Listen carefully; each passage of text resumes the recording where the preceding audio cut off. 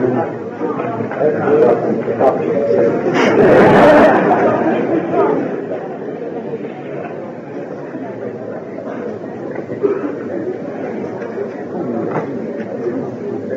crème rouge, fortement rouge.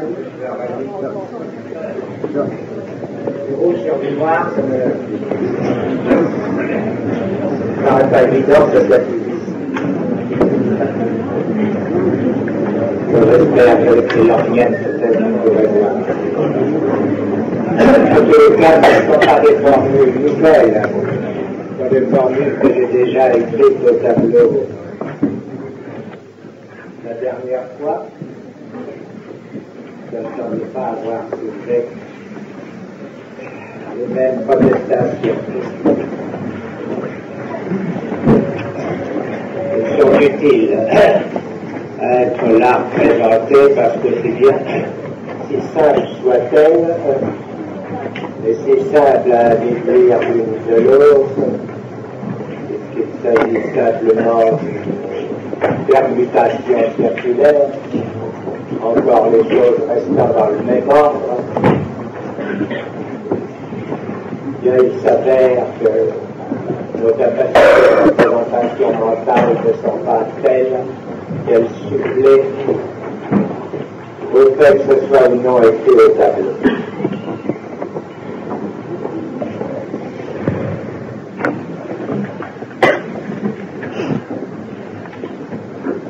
Nous allons donc continuer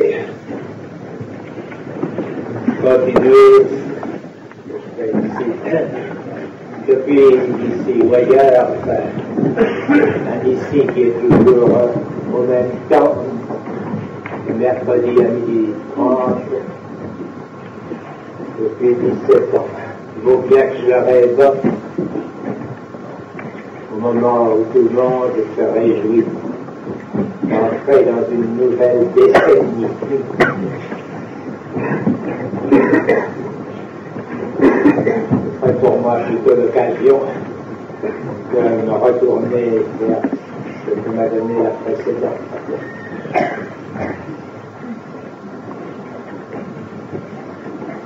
Il y a 10 ans, mes élèves présentaient quelque chose qui ressortait des thèses lacaniennes sous le titre de l'inconscient, étude psychanalytique. Cela se passait, mon Dieu, dans ce qu'on peut appeler le fait du prince, le seul capable d'un acte libéral.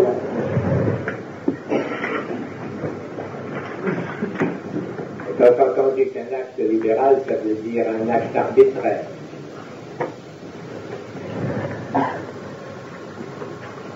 C'est admis aussi que arbitraire, ça veut dire commandé par aucune nécessité. En raison de ceci, aucune nécessité ne presse pour ce point ni dans un sens ni dans un autre. Le prince, mon ami intérieur, mit à l'ordre du jour à un certain congrès de Bonneval, l'inconscient en confiant le rapport, et moins pour une part, la rédaction de ce rapport à 2 élèves.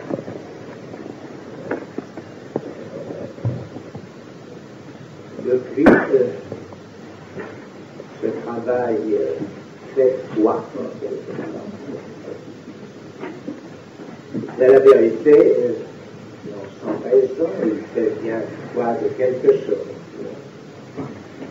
De la façon dont ceux-ci, mes élèves, ont pensé pouvoir atteindre, pouvoir faire entendre quelque chose au sein d'un groupe qui s'était distingué par une sorte de consigne concernant ce que je pouvais avancer ce sujet intéressant. Ce qu'il s'agissait de rien moins que de la conscience, le lac au départ. Mon enseignement a pris son vol, déjà. Eh bien, la réponse, l'intérêt pris par ce groupe, parce que j'énonçais, s'était manifesté par quelque chose que, quelque part récemment, je ne sais plus où, dans une petite préface, je signalais de l'interdit au moins de 50 ans. Nous étions en 60, n'oublions pas, nous étions loin. Sommes-nous plus près, c'est la question. Loin de toute contestation à proprement parler, une autorité, entre autres, celle du savoir. De sorte que c'est interdit au moins 50 ans, enfermé dans quelque chose de caractère. En tout cas, l'un d'entre eux, la rendant comparable, une sorte de monopole de savoir. C'est interdit, plutôt que c'est dire quel était le travail qui se proposait, que ceux qui avaient bien voulu s'en charger de pouvoir faire entendre quelque chose à proprement parler inouï aux oreilles en question. Et comment ils le firent? C'est quelque chose dont après tout il n'est pas trop tard pour que je fasse le point. Puisque c'est bien sur le moment, il n'était pas question que je le fasse pour la raison que c'était déjà beaucoup de voir entrer en jeu pour des oreilles absolument non avertis, qui n'avaient rien reçu du moindre de ce que j'avais pu articuler alors depuis 7 ans. Ce n'était évidemment pas le moment vis-à-vis de ceux-là même qui se livraient à ce travail de défrichage, y apporter quoi que ce soit qui vous semblait, vous trouverez à redire, aussi bien d'ailleurs. Il y avait-il là beaucoup d'éléments excellents. Ce point donc, à propos d'une thèse récente qui, ma foi, se produit quelque part à la frontière de l'ère francophone, et je dirais là, pour maintenir les droits en lutte vaillamment, à Louvain, pour l'appeler par son nom, on appelle thèse, mon Dieu, c'est ce qu'on appelle peut-être improprement mon œuvre.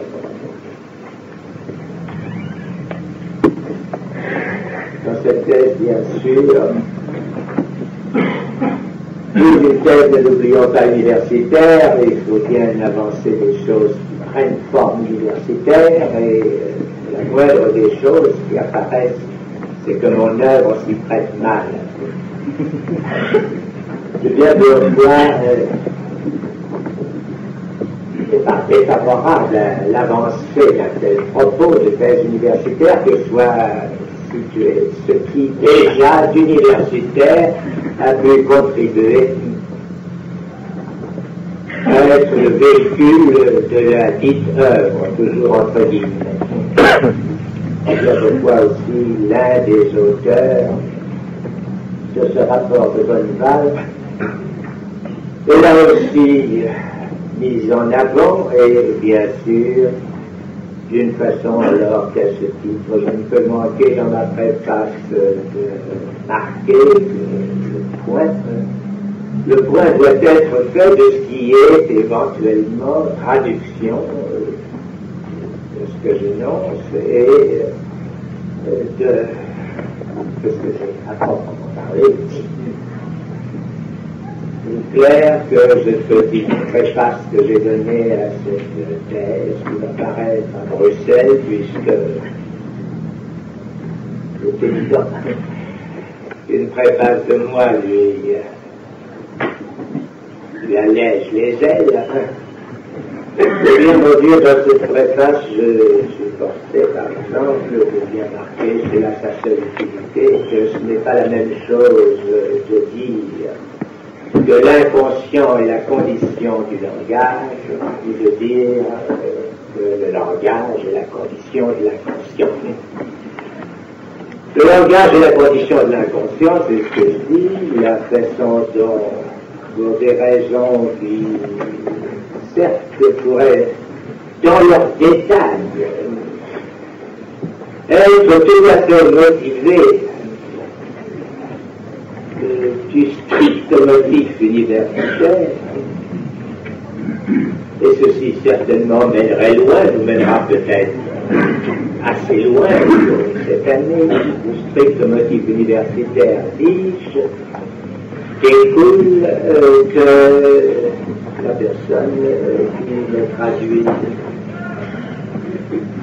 d'être formée style, cette forme d'un certain type d'imposition du discours universitaire ne veut faire autre chose qu'elle croit ou non me commenter que de renverser ma formule, c'est-à-dire de lui donner une portée, il faut dire, strictement contraire à la vérité, sans même aucune homologie avec ce que j'avance.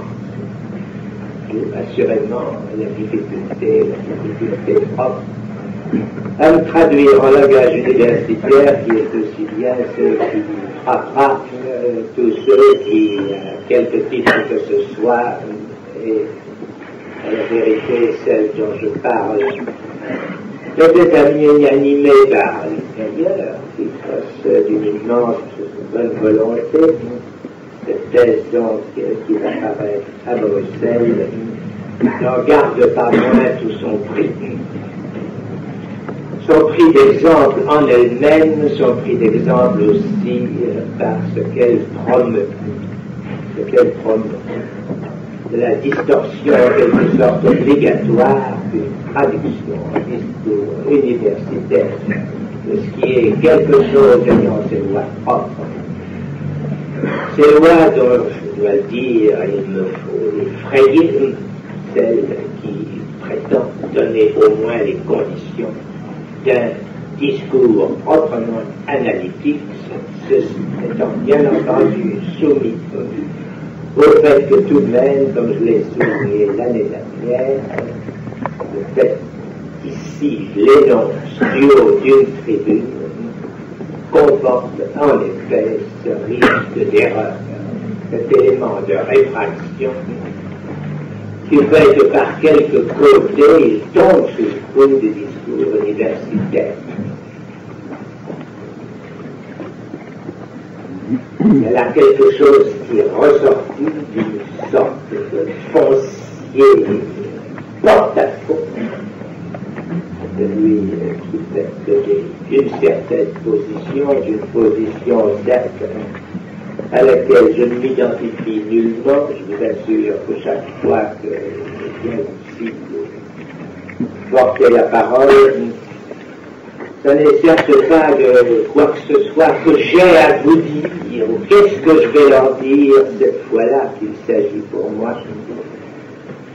Mais à cet égard, nul rôle à jouer au sens de la fonction de celui qui enseigne les ordres du rôle, de la place à tenir, et d'une certaine place de prestige, incontestablement.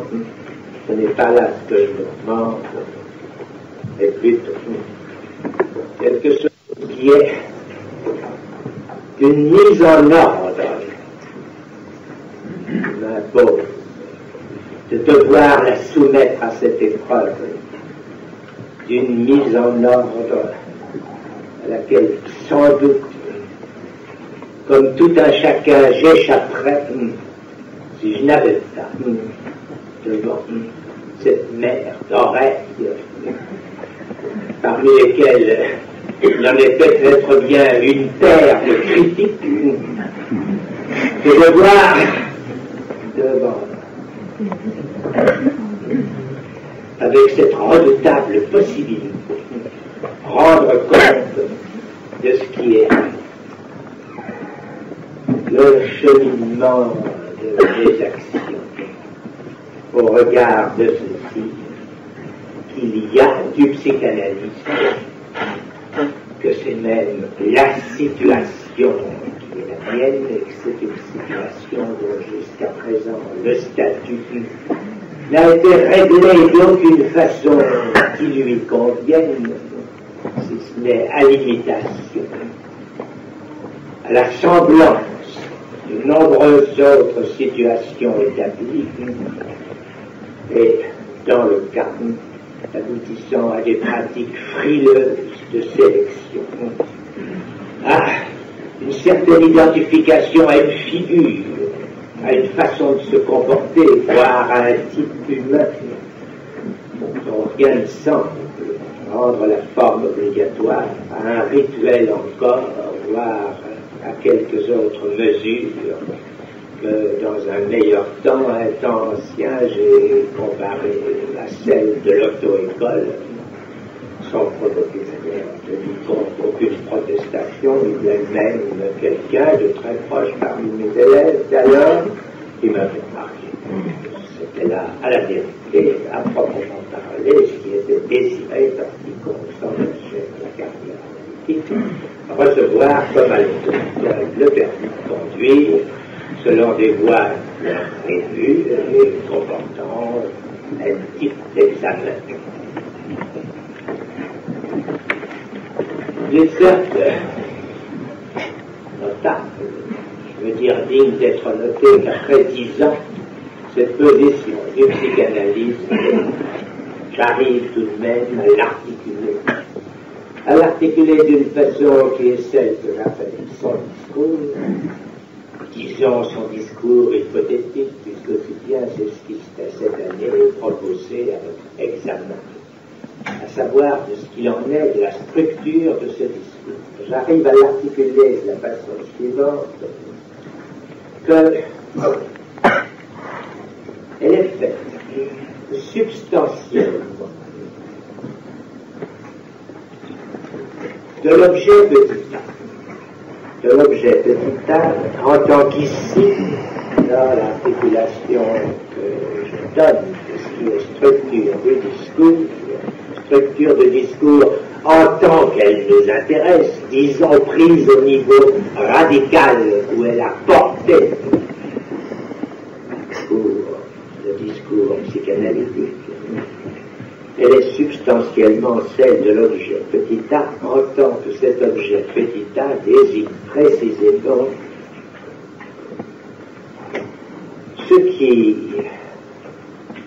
les effets du discours, se présente comme le plus opaque et à la vérité depuis très longtemps méconnu, pourtant essentiel. Il s'agit d'effet de discours qui est effet de rejet. Effet de rejet dont je vais tout à l'heure essayer de pointer la place et la fonction. Voici donc ce qu'il est substantiellement, il en est substantiellement de cette position du psychanalyste, et cet objet se distingue d'une autre façon de ce qu'il vient à la place d'où s'ordonne le discours. Parce que c'est de là que s'en émet, si je puis dire, la dominante. sentez bien la réserve qu'il y a dans cet emploi. Dire la dominante, ça veut dire exactement ce dont finalement je désigne pour les distinguer chacune de ces structures de discours, les désignant différemment de l'universitaire, de l'analyste, par l'opposition diverse de ces termes radicaux. Disons que j'appelle dominante, faute tout de suite de pouvoir donner à ce terme autre chose que ceci, c'est que c'est ce qui me sert en quelque sorte à les dénommer. Dominante n'implique pas la dominance au sens où cette dominance spécifierait, ce qui n'est pas sûr, le discours du maître. Disons par exemple, on peut donner des substances différentes à cette dominante selon les discours. Que si nous appelions par exemple la dominante du discours du maître, en ceci que S1 en occupe la place, la loi, nous aurions quelque chose qui a toute sa valeur suggestive et qui ne manquerait pas de pouvoir ouvrir la porte à un certain nombre d'aperçus intéressants. Est-ce que la loi, entendons la loi en tant qu'articulée, cette loi même, dans les murs à laquelle nous recevons abri, cette loi qui constitue le droit et qui n'est certes pas quelque chose dont il doit être tenu, c'est là l'homonyme de ce qui peut s'énoncer ailleurs au titre de la justice, et que l'ambiguïté, l'alignement que cette loi reçoit s'autoriser de la justice. Et là, très précisément, un point. Notre discours peut peut-être faire mieux sentir où sont les véritables ressorts. J'entends ceux qui permettent l'ambiguïté. J'entends ceux qui font que la loi reste quelque chose et d'abord et avant tout d'inscrit dans la structure. Et qu'il n'y a pas 36 façons de faire des lois. Que la bonne intention, l'inspiration de la justice les anime ou pas. Il y a peut-être des lois de structure qui font que la loi sera toujours la loi située à cette place que j'appelle dominante dans le discours du maître. Au niveau du discours de l'hystérique, il est bien clair que cette dominante, nous la voyons apparaître sous la forme du symptôme. Que c'est autour du symptôme que se situe, que s'ordonne ce qu'il en est du discours de l'hystérique. Et certes, c'est là l'occasion de nous apercevoir que si cette place est la même, c'est peut-être pour ça qu'à une lumière, il ne suffit pas de dire que ce soit celle de l'époque pour en rendre raison, que cette place dominante soit en un cas celle du symptôme, ou quelque chose à porter, et nous faire questionner comme étant celle du symptôme, la même place quand elle sert dans un autre discours. Bien en effet, que nous voyons à notre époque, la loi mise en question comme symptôme.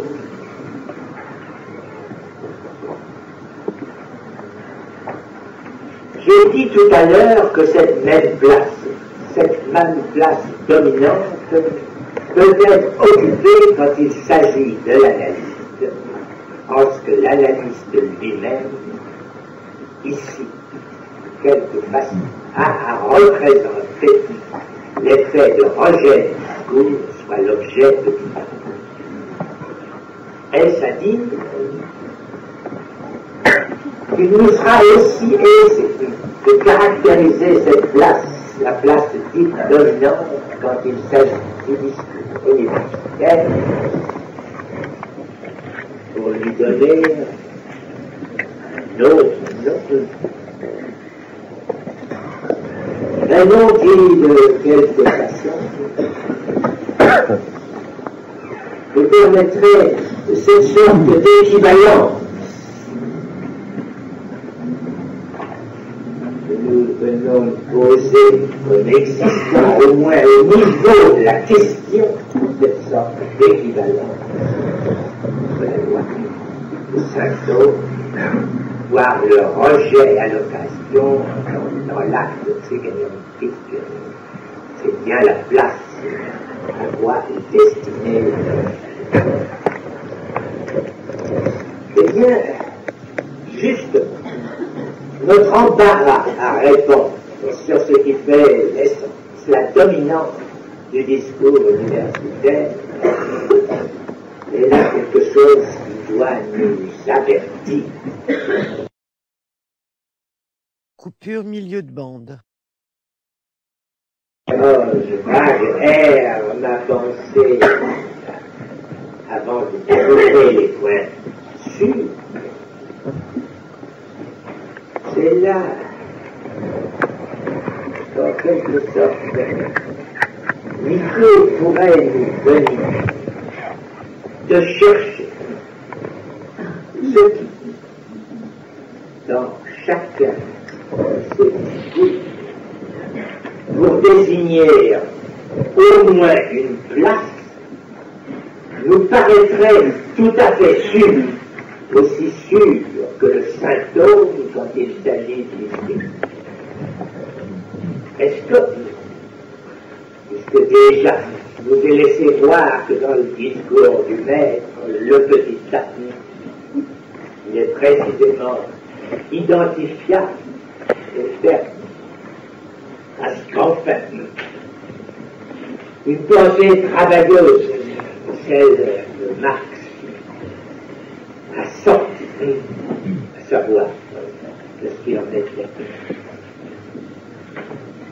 syntoniquement et réellement de la fonction de la plus-value, nous serions donc déjà en présence de deux termes d'où il ne resterait peut-être simplement à modifier légèrement, à donner une traduction plus aisée à transposer dans les autres registres. La suggestion ici se forme que, puisqu'il y a en somme 4 places à caractériser, peut-être que chacune des 4 de ces permutations nous livrerait au sein de l'humaine celle qui est la plus saillante, disons, à constituer un pas dans un ordre de découverte qui n'y a rien d'autre que celui qui s'appelle la structure.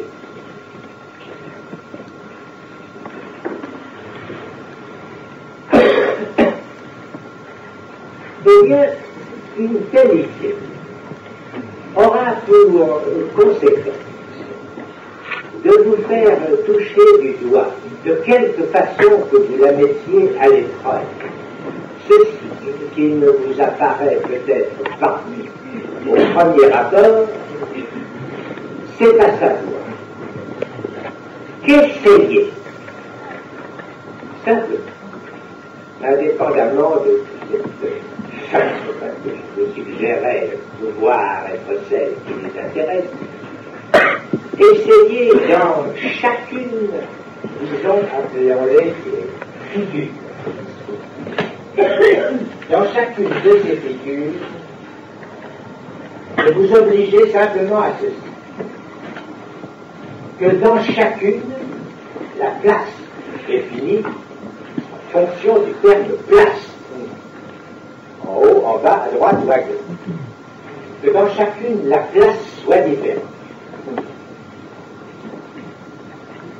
Eh bien, vous n'arriverez pas à, quelle que soit la façon dont vous vous y preniez, à ce qu'elle soit chacune occupée par une lettre différente.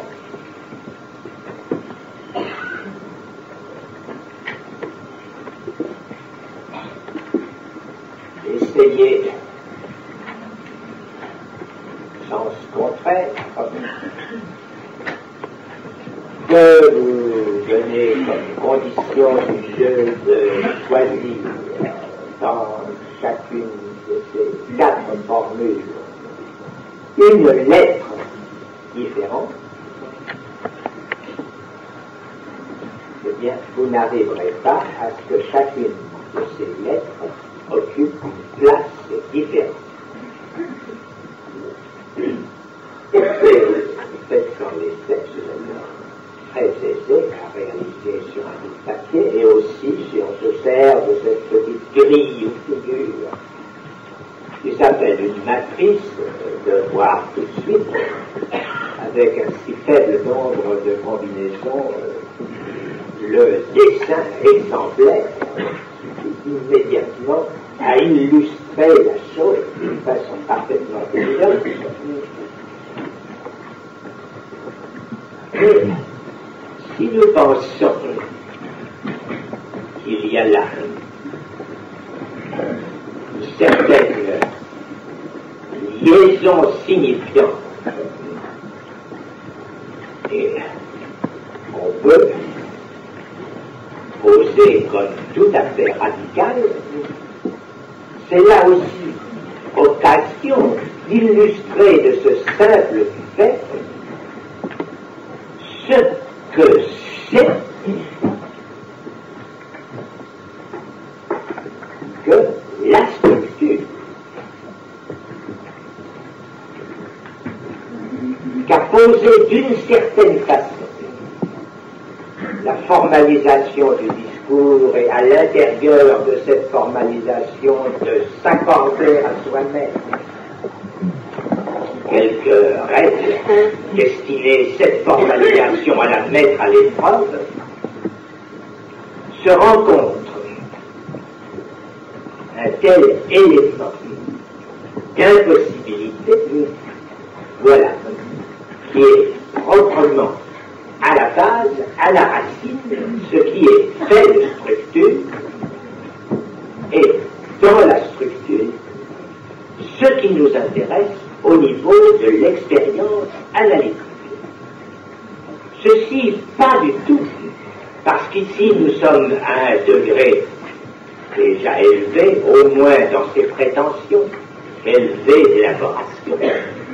Ceci, dès le départ, puisqu'aussi, si nous sommes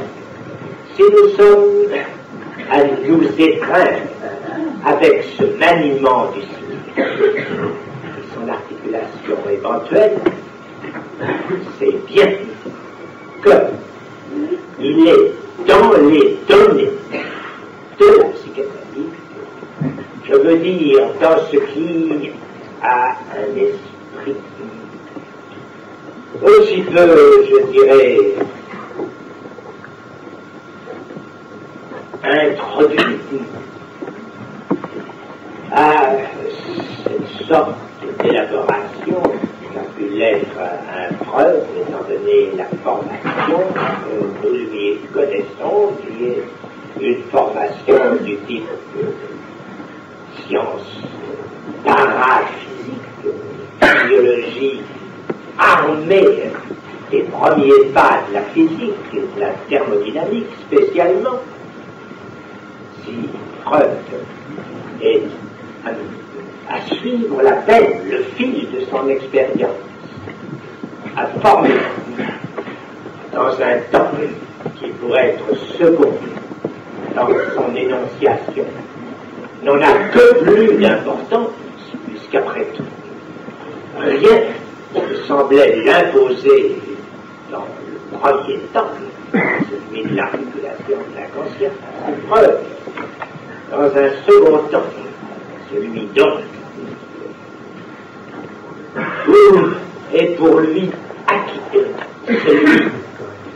ceci que l'inconscient lui permet de situer le désir, c'est là le sens du premier pas de preuve, déjà tout entier, non pas impliqué, mais proprement articulé, développé dans le travail de l'autre, qui dans ce second temps se lui couvre l'au-delà du principe désir, preuve articulée. Que nous devons tenir compte de cette fonction qui s'appelle quoi? La répétition. La répétition, qu'est-ce que c'est? Lisons son texte et voyons ce qu'il articule, ce qui nécessite. La répétition, c'est la jouissance. Terme désigné en propre, c'est en temps il y a recherche de la jouissance en tant que répétition que se produit ceci qui est en jeu dans ce pas franchissement revient que ce quelque chose qui nous intéresse en tant que répétition et qui s'inscrit d'une dialectique de la jouissance, c'est proprement ce qui va contre la vie. C'est au niveau de la répétition que Freud se voit en quelque sorte contraint, et ceci, de par même la structure du discours, contraint d'articuler cette sorte d'hyperbole, d'extrapolation fabuleuse, et à la vérité qui reste scandaleuse pour quiconque prendrait au pied de la lettre l'identification de l'inconscient et de l'instinct, va articuler cet instinct du mort, à savoir ceci, que la répétition n'est pas seulement fonction des cycles que la vie comporte, cycle du besoin et de la satisfaction, mais quelque chose d'autre, un cycle qui aussi emporte la disparition de cette vie telle, le retour à l'inanimé. Certainement. Point d'horizon, point idéal, point hors de l'épure, mais dont le sens, à l'analyse précisément structurale, s'indique parfaitement de ce qu'il en est de la jouissance, si nous partons déjà du principe du plaisir, pour savoir que ce principe du plaisir n'est rien que le principe de moindre tension, de la tension minimale à maintenir pour que la vie se maintienne, démontre qu'en soi-même, la jouissance déborde et que ce que le principe du plaisir maintient, c'est la limite quant à la jouissance. Si ce que la répétition, comme tout nous l'indique dans le fait, l'expérience, la clinique, si la répétition est fondée sur un retour de la jouissance, et que ce qui proprement à ce propos est dans Freud et par Freud lui-même articulé,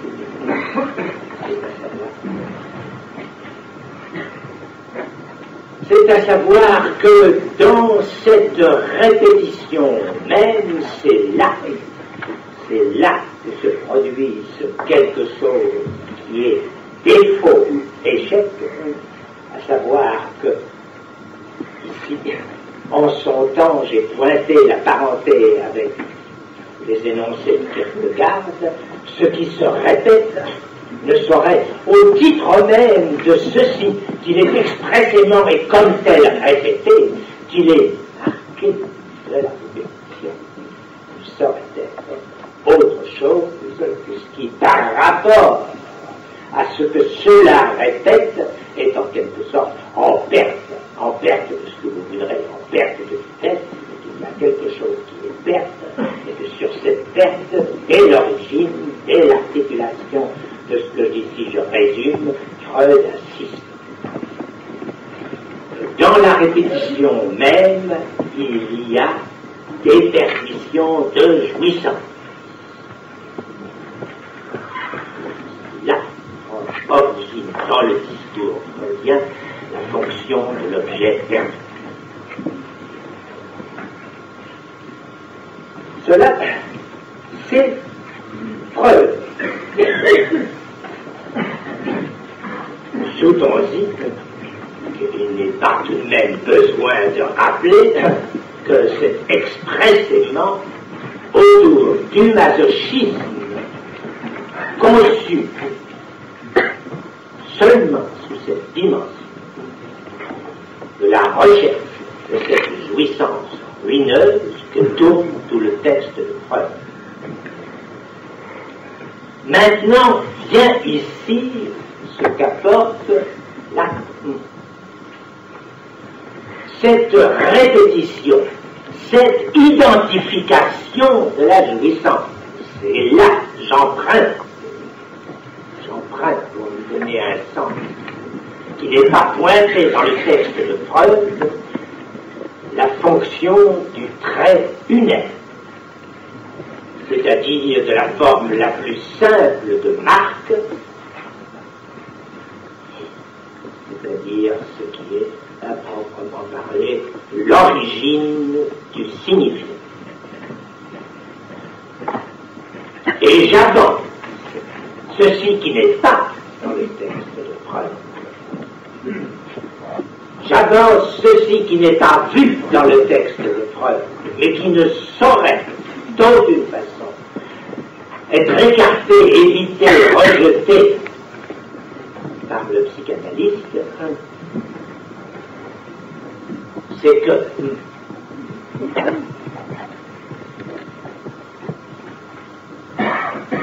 c'est du trait unaire que prend son origine tout ce qui nous intéresse, nous analystes, comme savoir.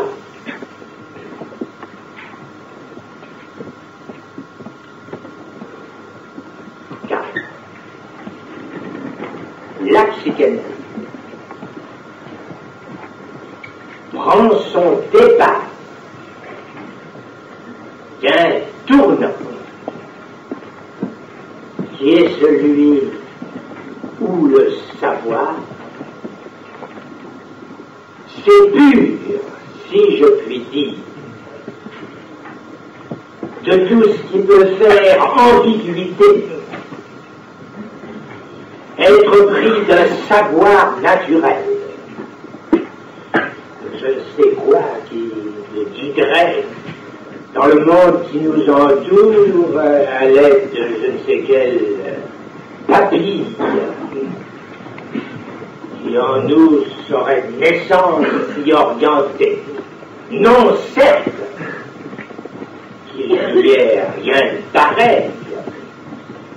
Et bien sûr, quand certains psychologues écrivent nos jours, enfin, je veux dire, il n'y a pas si longtemps, 40, 50 ans, quelque chose qui s'appelle la sensation guide de vie, il ne dit bien sûr rien d'absurde.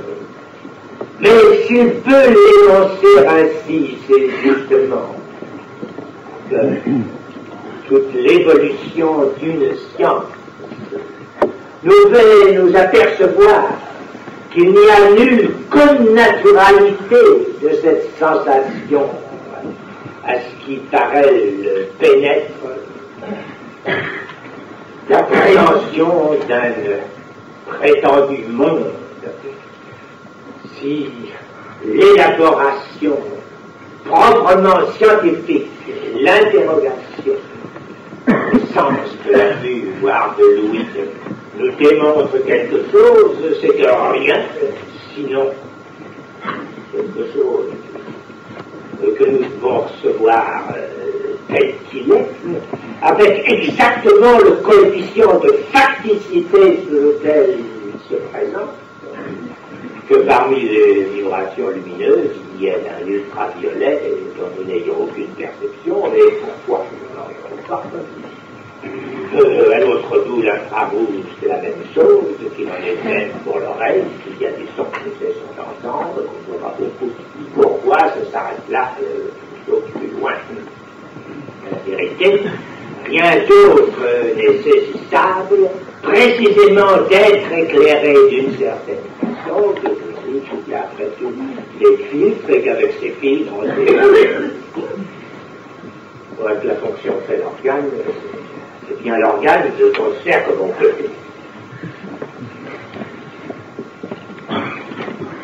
Il n'y a rien de commun entre ce quelque chose sur quoi a voulu construire et raisonner quant au mécanisme de la pensée toute une philosophie traditionnelle qui s'est efforcée d'édifier par les voies que vous savez, le compte-rendu de ce qui se fait au niveau de l'abstraction, de la généralisation, cette chose qui s'édifie sur une sorte de réduction,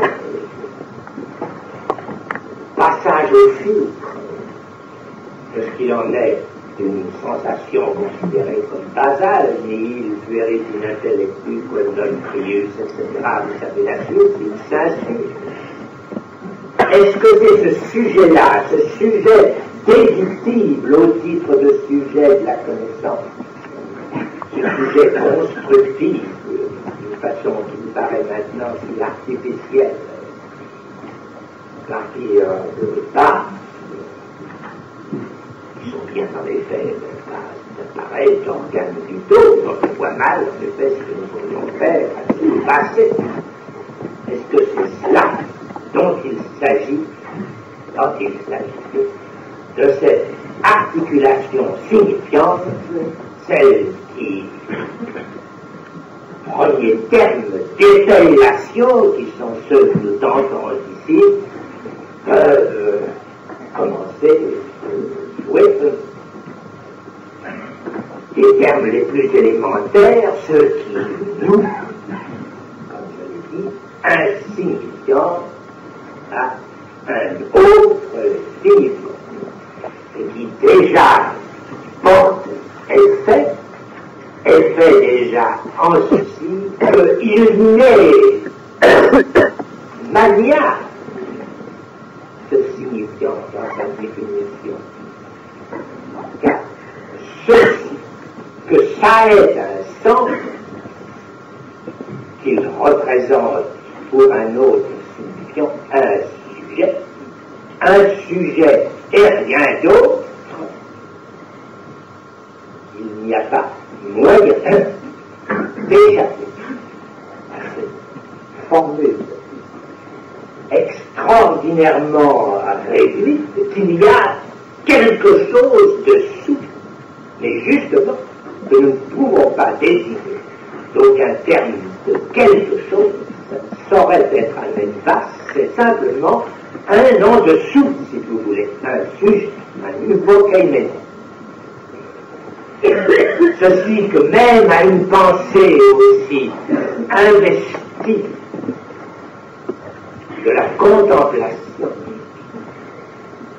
des exigences, celles-là primaires, non pas du tout construites, de l'idée de connaissance que celle d'Aristote, la seule approche de la logique, le seul fait qu'il n'est introduit dans le circuit du savoir, lui impose de distinguer sévèrement l'hypokémon de toute ousia en soi-même, quoi que ce soit qui soit essence. Le signifiant donc s'articule de représenter un sujet auprès d'un autre signifiant, c'est de là que nous partons pour donner sens à cette répétition inaugurale en tant qu'elle est répétition visant à la jouissance qui nous permet de concevoir ceci, que si le savoir à un certain niveau est dominé, articulé de nécessités purement formelles, de nécessités de l'écriture, de ce qui aboutit de nos jours à un certain cycle logique qui est en soi maniement et avant tout maniement de l'écriture.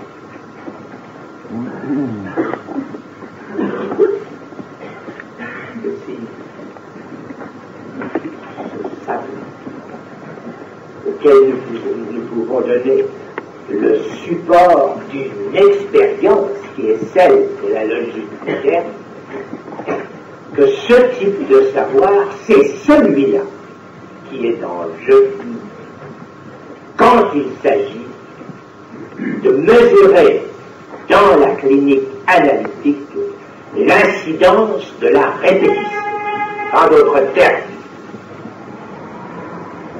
le savoir qui nous parle, le plus épuré, encore qu'il soit bien clair, que nous pouvions le dire, d'aucune façon de l'empirisme par épuration. Ce même savoir se trouve être quelle origine introduite, qui montre sa racine en ceci que dans la répétition, sous la forme du trait unaire pour commencer, le savoir se trouve être le moyen de la jouissance. De la jouissance précisément, en tant qu'elle dépasse les limites imposées sous le terme de plaisir aux tensions usuelles de la vie.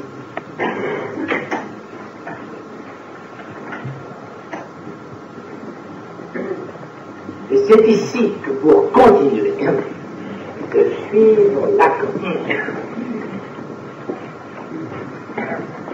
ce qui apparaît de ce formalisme, si nous avons dit tout à l'heure qu'il y a perte de jouissance, que c'est à la place de cette perte, de ce quelque chose,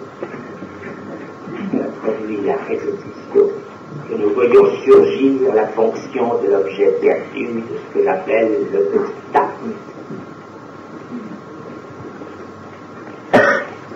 Eh bien, qu'est-ce que ça nous impose?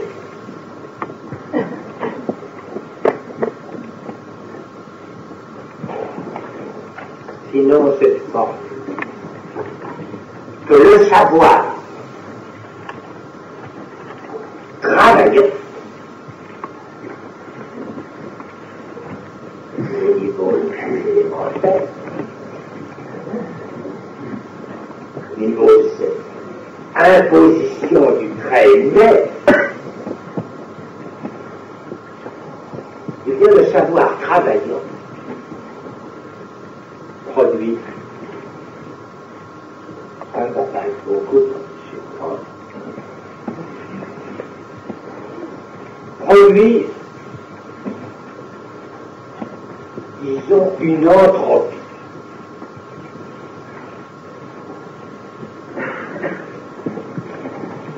Et entre nous, il faut écrire ENTRO. Parce que vous pouvez aussi écrire ANTHRO.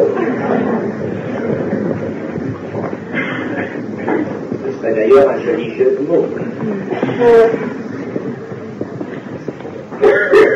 C'est pas pour nous étonner parce que il faut quand même que l'énergétique, ça n'est absolument pas autre chose.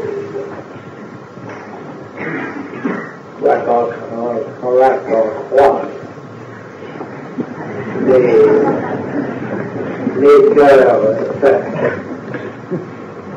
les cœurs ingénus d'ingénieurs. Ça n'est absolument pas autre chose que le plaquage sur le monde du réseau des signifiants. Je vous défie de prouver d'aucune façon. En tout cas, mettez-vous lié à l'ouvrage et vous verrez que vous aurez la preuve du contraire. Que c'est absolument la même chose de descendre un poids de 80 kg sur votre dos de 500 mètres. Et une fois que vous l'avez remonté les 500 mètres suivants, il y a eu zéro, aucun travail.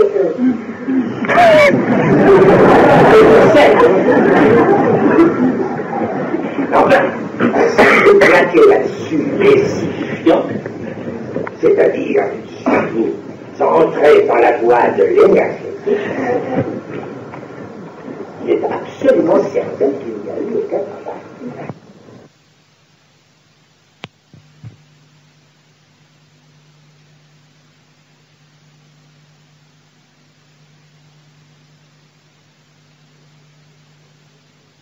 Par ailleurs, la faculté Surpris de voir quelque chose apparaître. Coupure milieu de bande. Quand le signifiant s'introduit comme appareil de la puissance, savoir apparaître quelque chose qui a un rapport avec l'entropie. Parce que là où on a défini l'entropie, c'est quand on a commencé par plaquer sur le monde physique cet appareil de signifiant. Vous ne croyez pas que je plaisante. Parce que quand vous construisez une usine, n'importe où, naturellement, vous en recueillez de l'énergie. Même vous pouvez en accumuler. Ben, c'est quand même une usine et les appareils, tout au moins, qui sont mis en jeu pour que fonctionnent ces sortes de turbines jusqu'à ce qu'on puisse mettre l'énergie en pot. C'est bien parce que ces appareils sont fabriqués avec cette même logique. On parle savoir la fonction du signifiant. De nos jours, une machine, ça n'a rien à faire avec un outil. Il n'y a aucune généalogie de la pelle à la turbine. La preuve, c'est que très légitimement, vous pouvez appeler machine un petit dessin que vous faites sur ce papier. Il suffit de rien, il suffit simplement que vous ayez une encre qui sera conductrice pour que ça soit une très très efficace machine. Mais pourquoi ne serait-elle pas conductrice? Puisque la marque, déjà en soi-même, est conductrice de vérité. S'il y a quelque chose que nous apprend l'expérience analytique,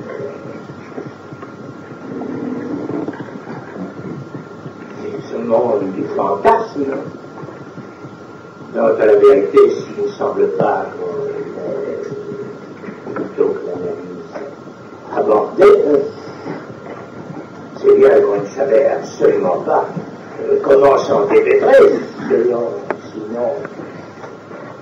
le recours à la bizarrerie, à l'anomalie, de par ce terme, c'est un réglage de nom propre, les masochismes, ceci, sadisme, cela. Nous sommes au niveau de la zoologie, mettons saisisme. Enfin, tout de même quelque chose de tout à fait radical. C'est l'association dans ce qui est à la base, à la racine même du fantasme.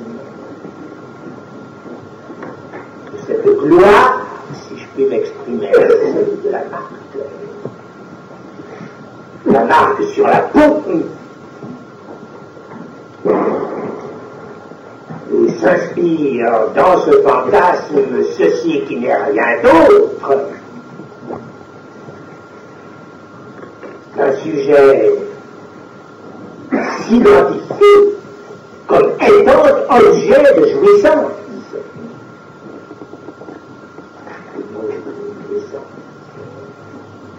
Cette pratique érotique qui est celle de l'époque, la flagellation, pour l'appeler par son nom,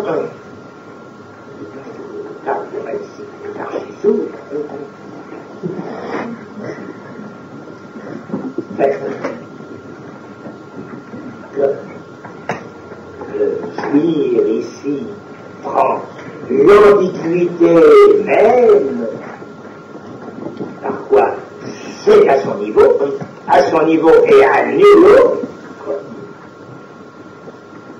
que se touche l'équivalent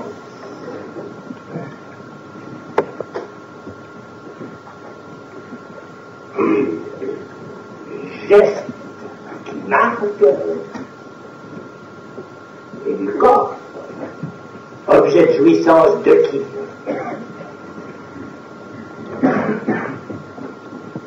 Et celle qui porte ce que j'ai appelé la gloire de la marque.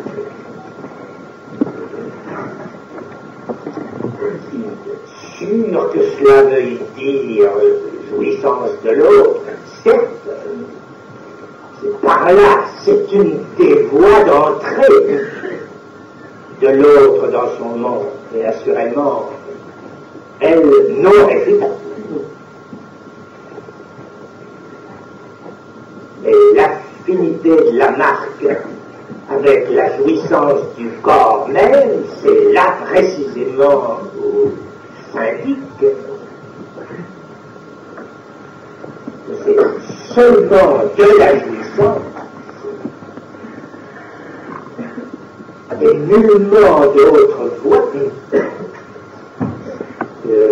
s'établit cette division dont se distingue le narcissisme de la relation à l'objet. La chose n'est pas ambiguë.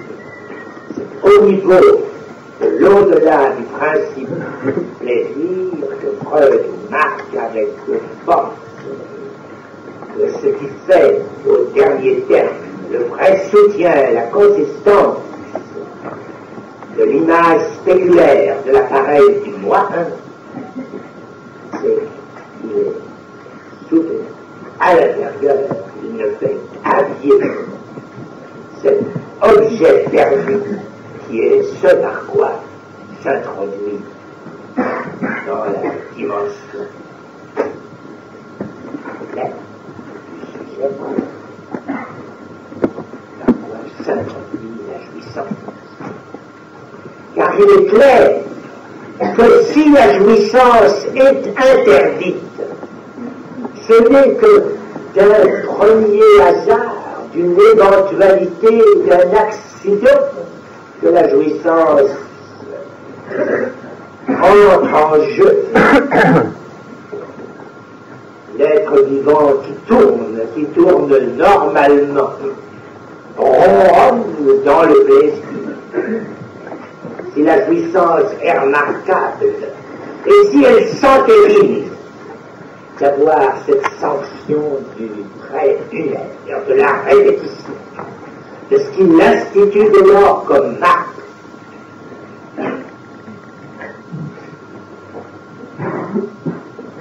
si ceci se produit, ce ne peut être que d'un très faible écart dans le sens de la jouissance que cela s'origine. Ces écarts, après tout, ne seront jamais extrêmes, même dans les pratiques que j'évoquais tout à l'heure. Ce dont il s'agit, ce n'est pas d'une transgression, d'une irruption dans un champ interdit de par les regards, les appareils vitaux régulateurs. c'est qu'en fait, c'est seulement dans cet effet d'entropie, dans cette déperdition, que la jouissance prend statut, qu'elle s'indique. Et c'est pour cela que j'ai introduit d'abord du terme de Leerlust, de plus de jouir. C'est justement d'être aperçu dans la dimension de la perte que quelque chose nécessite à compenser, si je puis dire, ce qui est d'abord nombre négatif sur ce je ne sais quoi qui est venu frapper, résonner sur les parois de la cloche, qui a fait jouissance, ces jouissances à répéter. C'est seulement cette dimension de l'entropie qui fait prendre corps à ceci qu'il y a un plus de jouir à récupérer. C'est là la dimension dont se nécessite le travail, le savoir travaillant, et comme tel, en tant que qu'il le sache ou pas, il relève premièrement du très bien, et à sa suite de tout ce qui va pouvoir s'articuler de si bien. C'est à partir de là que cette dimension de la jouissance si ambiguë chez l'être parlant peut aussi bien théoriser, faire religion, de vivre dans l'apathie, car l'apathie c'est l'hédonisme. Il peut aussi bien faire religion de cela, et pourtant chacun sait que la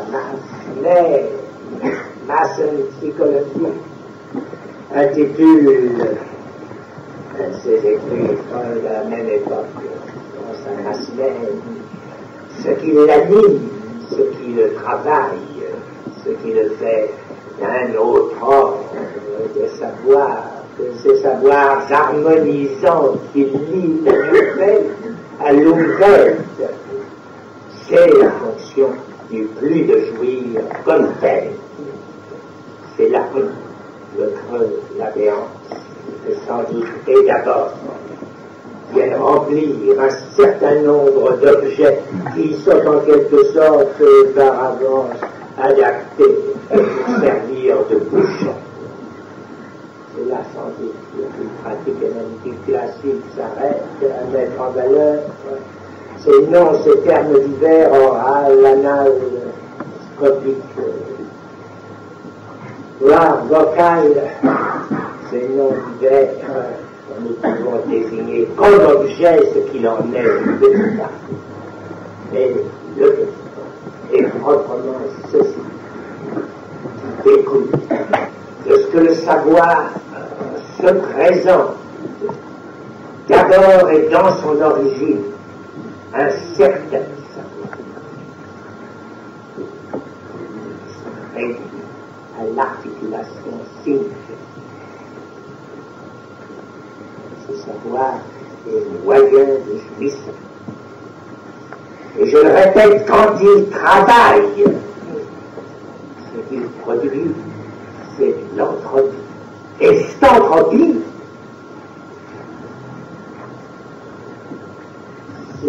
c'est le seul point régulier, ce point de perte, par où nous ayons accès à ce qu'il en est de la jouissance. Quand ceci se traduit, se boucle et se modifie, ce qu'il en est de l'incidence du signifiant dans la destinée de l'être parlant.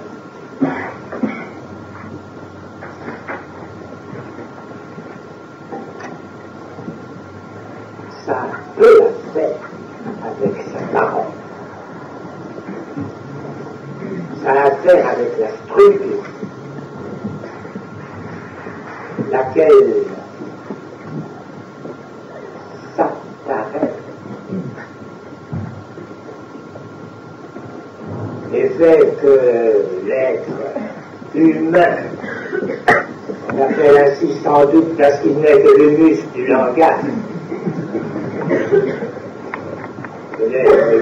n'a qu'à s'appareiller à cet appareil-là, avec quelque chose d'aussi simple que les 4 petits signes que j'ai pu vous faire toucher tout à l'heure, qu'il suffit que ce trait lunaire, nous lui donnions compagnie d'un autre trait. Est-ce que la presse pour que nous puissions situer le signifiant aussi visible, ce qu'il en est de son sens d'une part, de son insertion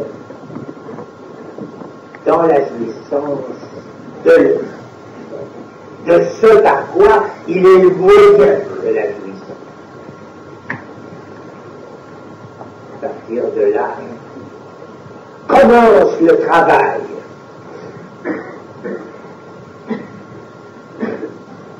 Tout à fait le savoir en tant que moyen de la jouissance que se produit ce travail.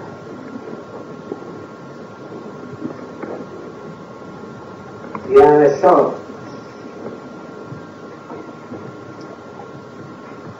obscur. Un sens obscur qui est celui de la vérité. Sans doute, si déjà ces termes n'avaient pas été par moi abordés sous divers jours qui les éclairent,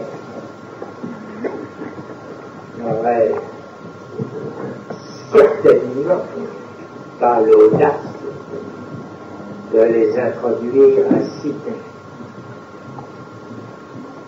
Mais un travail a été fait déjà considérable. Quand je vous parle du savoir, comme est dans son lieu premier dans le discours du maître au niveau des esclaves, qui, sinon Hegel, nous a montré que ce travail de l'esclave, ce qu'il va nous livrer, c'est la vérité du maître, sans doute celle qui le réfute. Je voudrais dire, nous sommes en état, et peut-être, de pouvoir avancer d'autres formes du schéma du discours, apercevoir l'idée du reste béant, clôturer d'une façon forcée la construction hegelienne.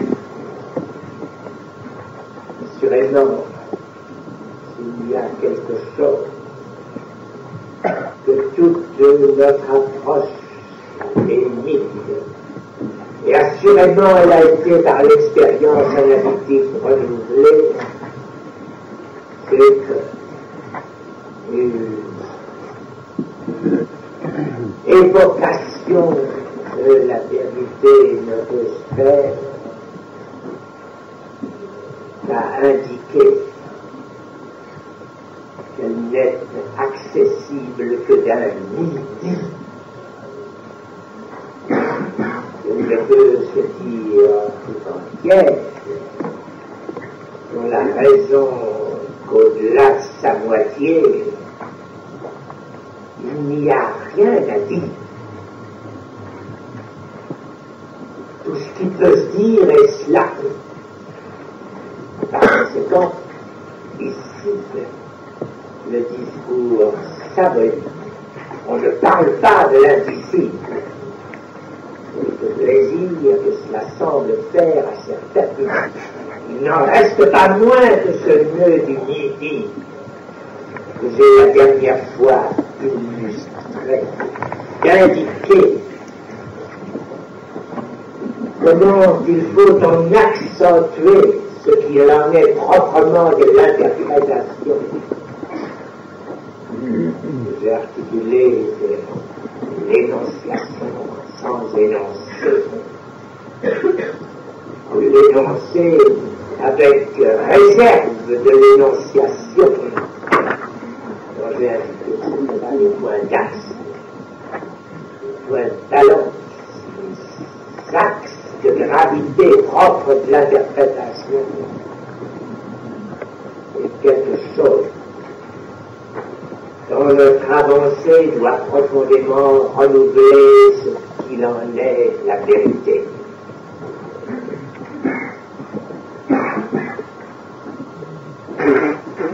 L'amour de la vérité,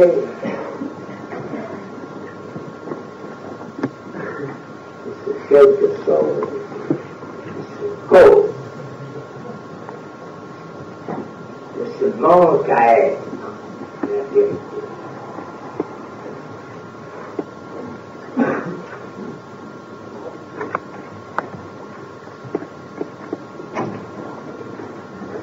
Ce manque à être, que nous pourrons aussi appeler autrement.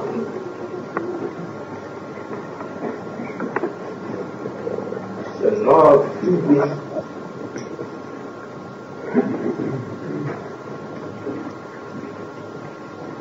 Ce qui se rappelle à nous dans les formations de l'inconscient.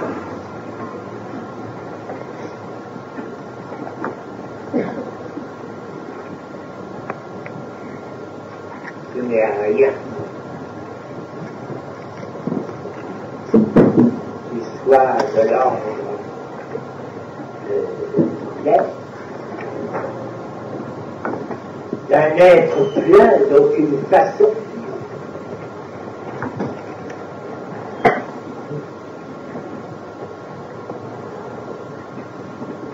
Qu'est-ce que c'est que ce désir indestructible dont parle Freud pour conclure les dernières lignes de sa trame d'Alto? Qu'est-ce que c'est que ce désir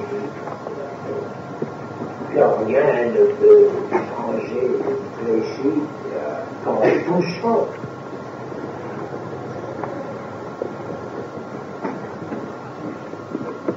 Ce manque d'oubli, c'est la même chose que ce manque à être, car être ne n'est rien d'autre que d'oublier.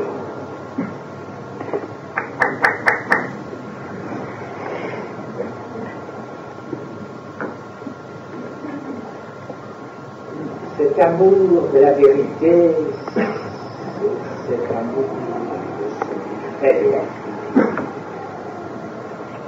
cette faiblesse dont nous avons su lever le voile. C'est ceci que la vérité cache, qui s'appelle la castration. Je ne devrais pas avoir besoin de ces rappels. C'est en quelque sorte tellement l'ivresse semble que chez les analystes et particulièrement chez eux, non, c'est quelques mots tabous quand on barbouille son discours. C'est justement là qu'on s'aperçoit jamais de ce que c'est la vérité, l'impuissance. C'est là-dessus que s'édifie tout ce qu'il en est de la vérité. Il y a amour de la faiblesse. Sans doute est-ce là l'essence de l'amour, et comme je l'ai dit, l'amour, c'est bien donner ce qu'on n'a pas. Savoir ce qui pourrait réparer cette faiblesse originelle.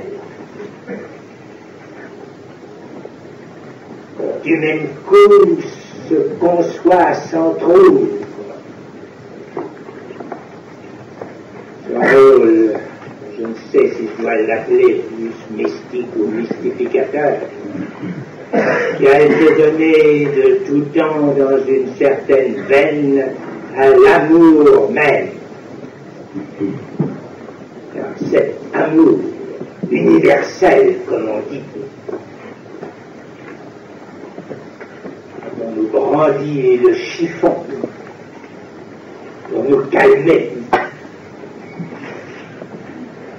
Cet amour universel, c'est précisément ce dont nous faisons voile, voire obstruction à ce qui est la vérité.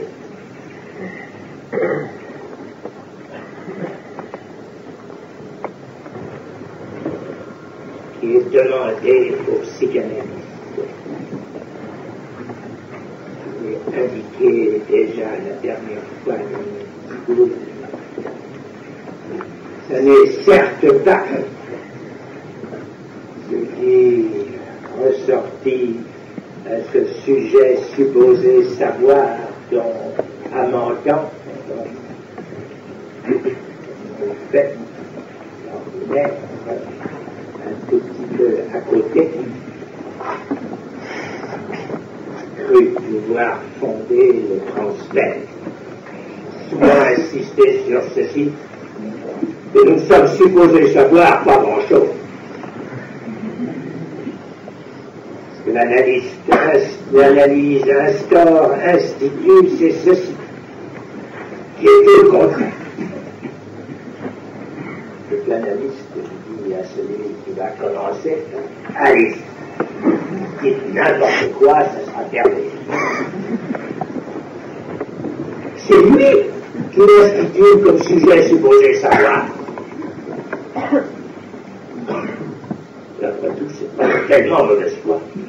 Parce que dans le temps présent, je ne peux pas se fier à quelqu'un d'autre.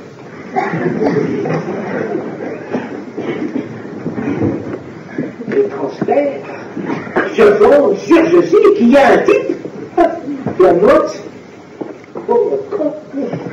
un autre, me comporter comme si je savais de quoi il s'agissait. Je peux dire n'importe quoi, ça donnera toujours quelque chose. La quoi poser le transfert, ça ne s'arrête pas tous les jours. Ce qui réunit l'analyste, comme je l'ai dit, j'ai toujours dit depuis toujours, simplement personne n'a jamais rien compris. Et puis en plus, c'est naturel, c'est pas ma faute. Je dis depuis toujours, l'analyse, c'est ce qu'on attend d'un psychanalyste. Alors, ce qu'on attend d'un psychanalyste, il faudrait évidemment essayer de comprendre ce que ça veut dire. C'est tellement, enfin, là comme ça, à la portée de la main, c'est même le sentiment d'avoir toujours. Enfin, c'est le travail. Le but de jouir, c'est pour vous. Ce qu'on attend d'un psychanalyste, c'est comme je l'ai dit la dernière fois, de faire fonctionner son savoir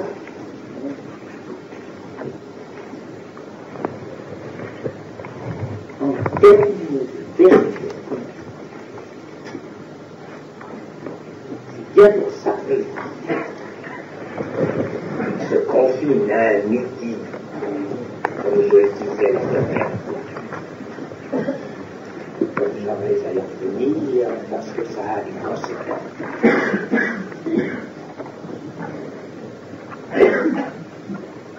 C'est à lui que s'adresse.